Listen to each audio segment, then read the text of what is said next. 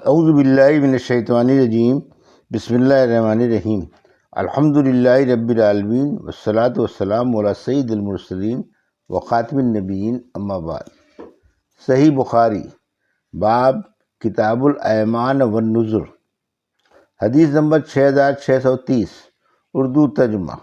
ہم سے ابو الیمان نے بیان کیا، کہا ہم کو شعیب نے خبر دی، انہیں زہری نے، انہیں سعید بن مسیب نے خبر دی، اور ان سے ابو ہریرہ رضی اللہ عنہ نے بیان کیا کہ رسول اللہ صلی اللہ علیہ وسلم نے فرمایا، جب کسریٰ بادشاہ ایران ہلاک ہو جائے گا تو اس کے بعد کوئی کسریٰ نہیں پیدا ہوگا، اور جب قیصر بادشاہ روم ہلاک ہو جائے گا تو اس کے بعد کوئی قیصر نہیں پیدا ہوگا، اور اس ذات کی قسم جس کے ہاتھ میں میری جان ہے، تم ان کے خزانے اللہ کے راستے میں خرچ کرو گے۔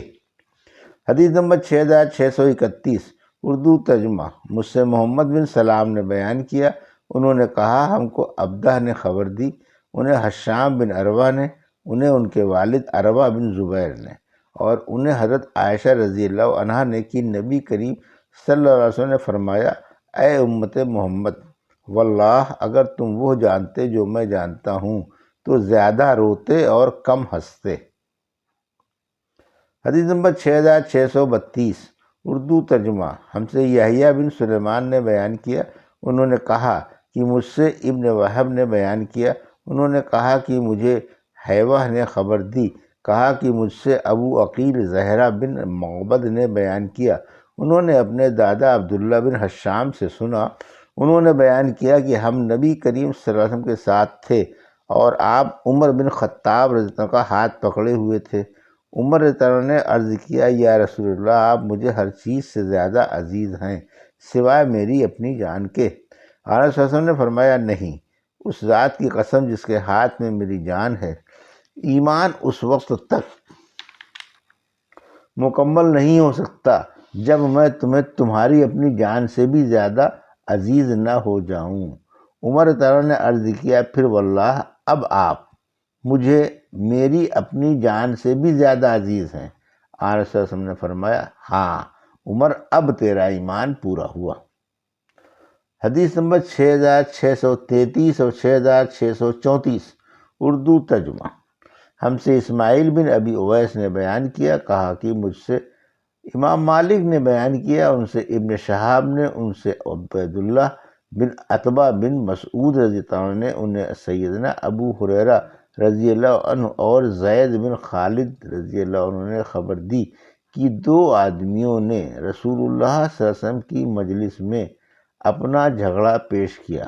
ان میں سے ایک نے کہا کہ ہمارے درمیان آپ کتاب اللہ کے مطابق فیصلہ کر دیں۔ دوسرے نے، جو زیادہ سمجھدار تھا، کہا کہ ٹھیک ہے یا رسول اللہ، ہمارے درمیان کتاب اللہ کے مطابق فیصلہ کر دیجئے، اور مجھے اجازت دیجئے کہ اس معاملے میں کچھ عرض کروں۔ آپ صلی اللہ علیہ وسلم نے فرمایا کہ کہو۔ ان صاحب نے کہا کہ میرا لڑکا اس شخص کے یہاں اسیف تھا۔ اسیف اجیر کو کہتے ہیں، اجیر کے معنی مزدور کے ہیں، اور اس نے اس کی بیوی سے زنا کر لیا۔ انہوں نے مجھ سے کہا کہ اب میرے لڑکے کو سنسار کیا جائے گا، اس لیے اس سے نجات دلانے کے لیے میں نے 100 بکریوں اور 1 لونڈی کا انہیں فدیہ دے دیا۔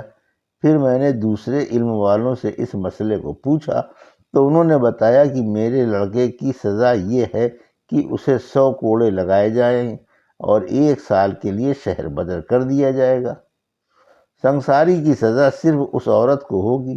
اس پر آپ صلی اللہ علیہ وسلم نے فرمایا، اس ذات کی قسم جس کے ہاتھ میں میری جان ہے، میں تمہارا فیصلہ کتاب اللہ کے مطابق کروں گا، تمہاری بکریاں اور تمہاری لونڈی تمہیں واپس ہوں گی۔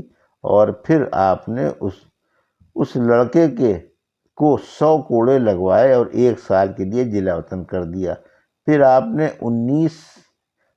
نے انیس سلمی سے فرمایا کہ مدعی کی بیوی کو لائے، اور اگر وہ زنا کا اقرار کرے تو اسے سنسار کر دے۔ اس عورت نے زنا کا اقرار کر لیا اور سنسار کر دی گئی۔ حدیث نمبر 6635، اردو ترجمہ۔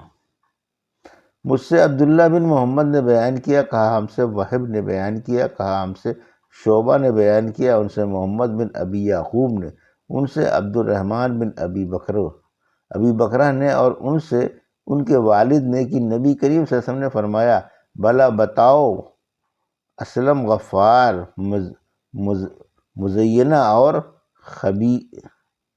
اور خبیبنا کے قبائل اگر تمیم، عامر بن سعسع، غطفان اور اسد والوں سے بہتر ہوں تو یہ تمیم اور عامر اور غطفان اور اسد والے گھاٹے میں پڑے اور نقصان میں رہے یا نہیں؟ صحابہ کرام نے عرض کیا، جی ہاں، بے شک۔ آن صلی اللہ علیہ وسلم نے اس پر فرمایا کہ اس ذات کی قسم جس کے ہاتھ میں میری جان ہے، وہ پہلے جن قبائل کا ذکر ہوا ان یعنی تمیم وغیرہ سے بہتر ہیں۔ حدیث نمبر 6636، اردو ترجمہ۔ ہم سے ابو الیمان نے بیان کیا، کہا ہم کو شعیب نے خبر دی، انہیں زہری نے کہا کہ مجھے عروہ شخفی نے خبر دی، انہیں ابو حمید سعدی رضی اللہ عنہ نے خبر دی کہ رسول اللہ صلی اللہ علیہ وسلم نے ایک عامل مقرر کیا۔ عامل اپنے کام پورے کر کے آن حضرت صلی اللہ علیہ وسلم کی خدمت میں حاضر ہوا اور عرض کیا، یا رسول اللہ، یہ مال آپ کا ہے اور یہ مال مجھے تحفہ دیا گیا ہے۔ آن صلی اللہ علیہ وسلم نے فرمایا کہ پھر تم اپنے ماں باپ کے گھر ہی میں کیوں نہیں بیٹھے رہے اور پھر دیکھتے کہ تمہیں کوئی تحفہ دیتا ہے یا نہیں؟ اس کے بعد آپ خطبے کے لیے کھڑے ہوئے رات کی نماز کے بعد اور کلمہ شہادت اور اللہ تعالیٰ کی اس شان کے مطابق ثنا کے بعد فرمایا، اما بعد، ایسے عامل کو کیا ہو گیا ہے کہ ہم اسے عامل بناتے ہیں جزیہ اور دوسرے ٹیکس وصول کرنے کے لیے، اور وہ پھر ہمارے پاس آ کر کہتا ہے یہ تو آپ کا ٹیکس ہے اور یہ مجھے تحفہ دیا گیا ہے۔ پھر وہ اپنے ماں باپ کے گھر کیوں نہیں بیٹھتا اور دیکھتا کہ اسے تحفہ دیا جاتا ہے یا نہیں؟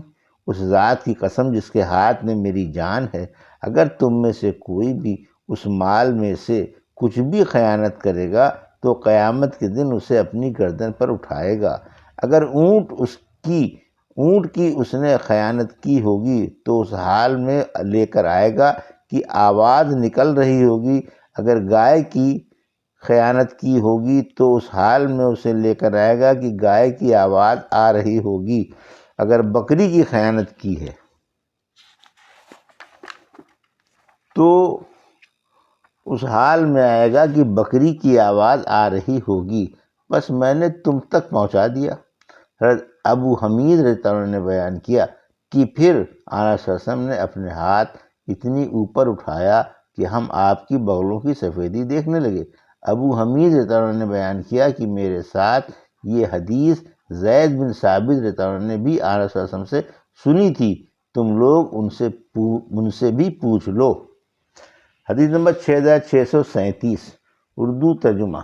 مجھ سے ابراہیم بن موسیٰ نے بیان کیا، انہوں نے کہا ہم کو حشام بن یوسف نے خبر دی، انہیں معمر نے، انہیں حمام بن منبع نے، اور ان سے ابو ہریرہ رضی اللہ عنہ نے بیان کیا کہ رسول اللہ صلی اللہ علیہ وسلم نے فرمایا، اس ذات کی قسم جس کے ہاتھ میں میری جان ہے، اگر تم بھی آخرت کی وہ مشکلات جانتے ہو جو میں جانتا ہوں تو تم زیادہ روتے اور کم ہنستے۔ حدیث نمبر 6638، اردو ترجمہ۔ ہم سے عمر بن حفص نے بیان کیا، کہا ہم سے ہمارے والد نے، کہا ہم سے اعمش نے، ان سے معرور نے، اور ان سے ابو ذر رضی اللہ عنہ نے بیان کیا کہ میں آن رسول اللہ صلی اللہ علیہ وسلم تک پہنچا تو آپ کعبے کے سائے میں بیٹھے ہوئے فرما رہے تھے کہ کعبے کے رب کی قسم وہی سب سے زیادہ خسارے والے ہیں، کعبے کے رب کی قسم وہی سب سے زیادہ خسارے والے ہیں۔ میں نے کہا کہ حضور میری حالت کیسی ہے؟ کیا مجھ میں بھی کوئی ایسی بات نظر آتی ہے؟ میری حالت کیسی ہے؟ پھر میں آن رسول اللہ صلی اللہ علیہ وسلم کے پاس بیٹھ گیا اور آن رسول اللہ صلی اللہ علیہ وسلم فرماتے جا رہے تھے، میں آپ کو خاموش نہیں کرا سکتا تھا، اور اللہ کی مشیت کے مطابق مجھ پر عجیب بے قراری طاری ہو گئی۔ میں نے پھر عرض کی، میرے ماں باپ آپ پر فدا ہوں یا رسول اللہ، وہ کون لوگ ہیں؟ آن رسول اللہ نے فرمایا، یہ وہ لوگ ہیں جن کے پاس مال زیادہ ہے لیکن اس سے وہ مستثنی ہیں جنہوں نے اس میں سے اس طرح یعنی دائیں اور بائیں بے دریغ مستحقین پر راہ خدا میں خرچ کیا ہوگا۔ یہ تھی صحیح بخاری باب کتاب الایمان والنذر کی حدیث نمبر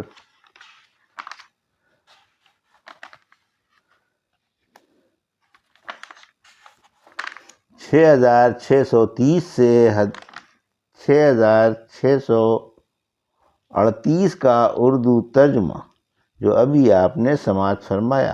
اللہ سے دعا ہے کہ اللہ میں حدیثوں کی صحیح سمجھ عطا فرما اور ان پر عمل کرنے کی توفیق عطا فرما، آمین یا رب العالمین۔